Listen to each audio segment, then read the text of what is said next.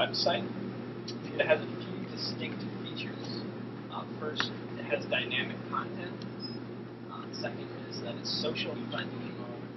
Finally, it's going to drive traffic. So we're going to take a look at each of those areas specifically and how you guys can prepare your websites to be a proper social network.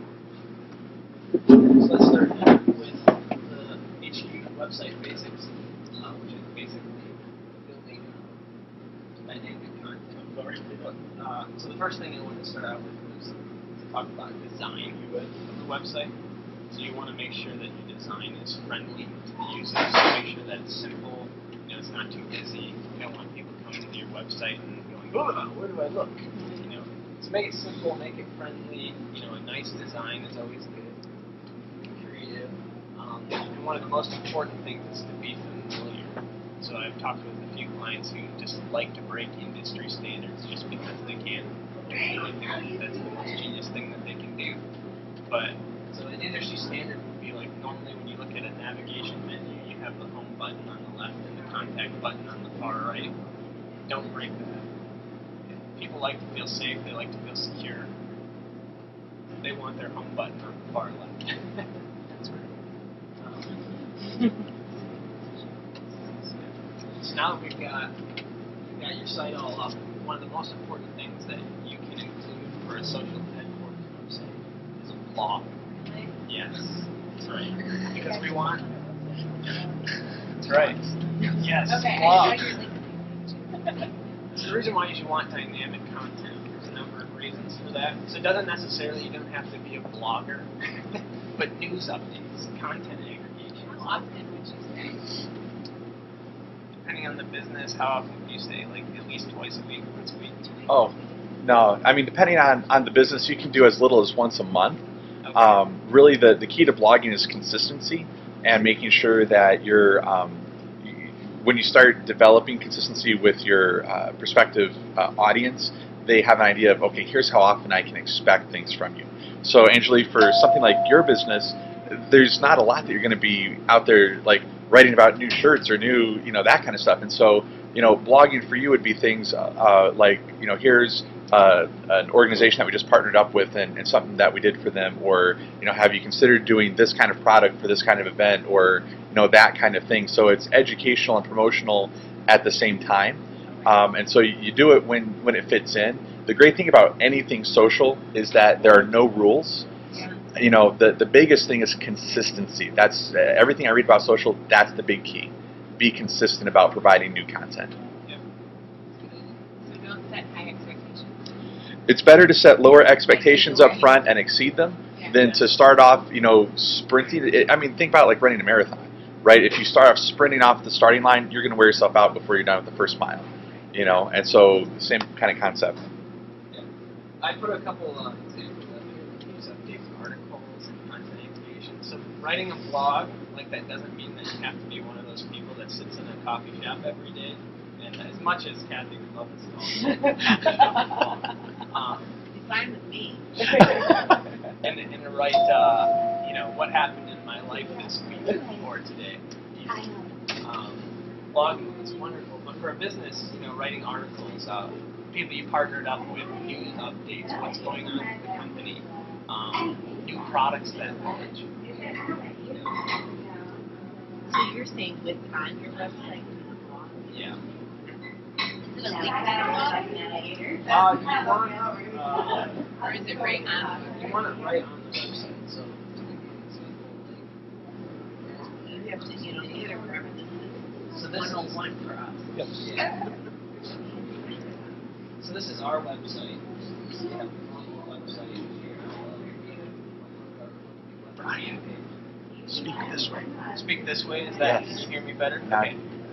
So you have a website, and what we do in Spanish is blog is linked right on there. It's the same design. It's on your website. It goes back to the familiarity piece I was talking before in that design. Like, it's not a good practice really to have your whole website designed and then link to a blog that looks completely different. It makes people feel like, hey, I've gone to another site. Plus, and it's actually part of your site, it's better for search engines. Okay, so we'll talk about that later.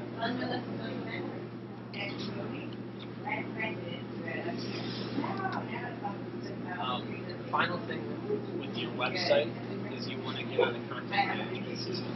So it makes things like blogging and keeping your content dynamic and updated. And a lot of the tools that we'll talk about in just a second are a lot easier when you're on a CMS. We recommend WordPress. If you're not on CMS, it's a good idea to get on. That's where they measure. A CMS, a content management system, is a tool that basically your website is integrated with that allows you to log in and edit the content and publish new content in a format that's very similar to Microsoft Word. So you've got like a little area that you can notepad in, and you've got like the bold buttons and the icons that you can create links.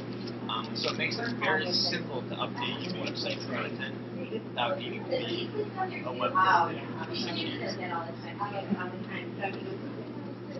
So the next thing that's important is we want to ensure that your website is socialized. So people want to connect with you when they want, how they want, where they want. Okay. So one of the biggest things with social media and internet marketing is that you want to be in many different avenues. You want to make sure that your target market's there. Like don't pop on Foursquare and waste your efforts if you don't have a building of people to check in at. Or none of the people you're trying to target happen to be on Twitter, that might not be the best place to start. So you have to research your market, but you can do different things. Being on Facebook, Twitter, having profiles and RSS feeds. People like that. So one of the first things to do for socialization is to allow blog commenting. So we've already talked about you want a blog, you want article updates, let people talk on it. I've talked to a lot of people who say, I don't want people on it, I don't want to discuss it, I don't want to talking. Why not? It's very good. It gives a place for people on your website to get in there, they get to discuss with one another, they get to feel connected into your website. They've got an area essentially where they can add value to your site. There's more reason yet. I have a question. Yep. So when you're talking about the blog and comments and stuff like that, if you how different is that from your Facebook page so that it's not redundant? Or like, could you post an article both, or is it just two separate things altogether? Like I said, people want to connect where they want, when they want. So make it available to many different people. So like I personally hate Facebook. And I do not. I'm going to come out there. I'm a social media marketer who hates Facebook. Look at that, yeah. So I've got a Facebook account, and I never read people's blogs on it. I will never comment on people's blogs on Facebook. I go to their blog. I use an RSS feed, so I have a tool that actually goes to websites and pulls it into the tool. And I open it up and read it there. And then I go to their website, and I make comments on their site. Okay. And there's people both ways. Some people, my wife doesn't want to go to the website. She just stays on Facebook. So you're going to find, as you build a base, people are going to talk on Facebook, people are going to talk on your website. It's not going to be redundant. You're going to be hitting two different crowds. Some of it's going to cross over. But it's one of those, where do I want to connect with these pieces? I want to connect on a website. You might want to connect on Facebook. So it's a real good idea to have. Yeah. So next thing is the follow us icon. So we talked about you want to be on the social media platforms, right? So make it available. So this is Josh just brought up to me. A national social media speaker. Is that right? That's what she does. Yep. You see, she's connected on social media, and she's got her icons very prominently on the top of her page. We put them to the side of our page, in the sidebar. But basically, what you want is you want them on every page, and you want the networks listed that you're there and active on. So don't put a the Twitter icon on there if you don't tweet. Oh, But if you target markets in Facebook and LinkedIn and Twitter, you put your icons there, link them to your profile. It's a way that people can connect to your site. Something to keep in mind that social headquarters is essentially where everything goes out from and comes back to. So this is a place where we brought you to our site and we're saying, hey, connect with us on other avenues. It helps to build that circle that's involved.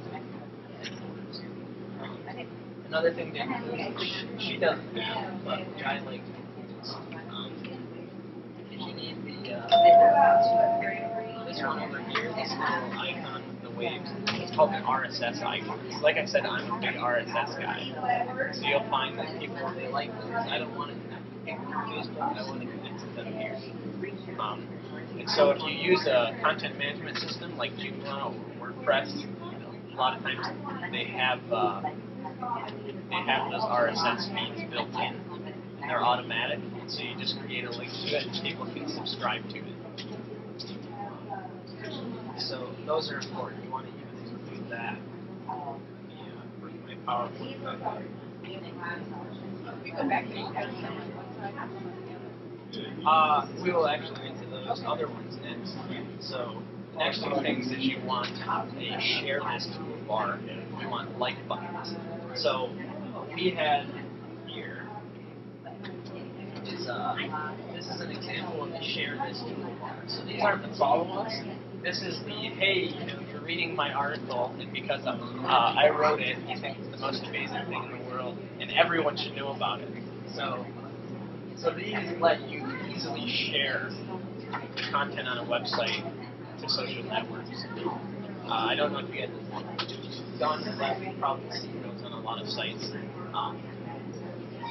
Basically, you want to put the prominent ones in there. So I put Facebook, Twitter, email, Google+, and this particular plugin has a plus button with over 350 social networks.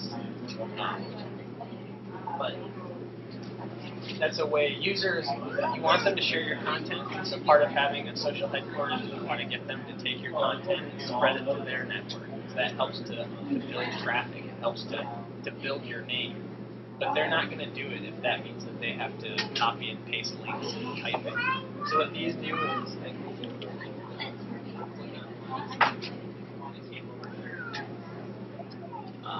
click on it, and it actually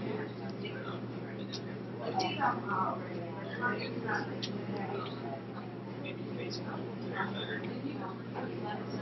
Gosh, you never lost it.